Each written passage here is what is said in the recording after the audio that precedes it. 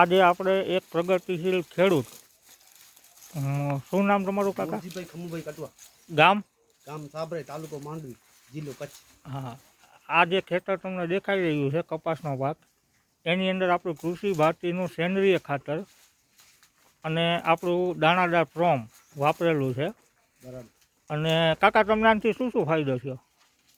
અને અમને પહેલાં યુરિયા નાખતા હતા ને ડીએપીના એના કરતાં તો વધારે અમને આ ફાયદો છે. અને ફાયદો શું થયો તમને? સેન્દ્રિય ખાતરમાં શું ફાયદો લાગ્યો? એટલે મેન તો અળસિયાની વધારે થયા. અળસિયા વધારે ગયા. અને જે તમે અમારું દાણાદાર પ્રોમ વાપર્યું, બરાબર, એના રિઝલ્ટ કેવા લાગ્યા? એવા મસ્ત લાગ્યા. જો આ ડીએપી કરતાં પણ અમને બહુ સારું લાગ્યું છે. તો તમે કોઈ ખેડૂતને ભલામણ કરશો?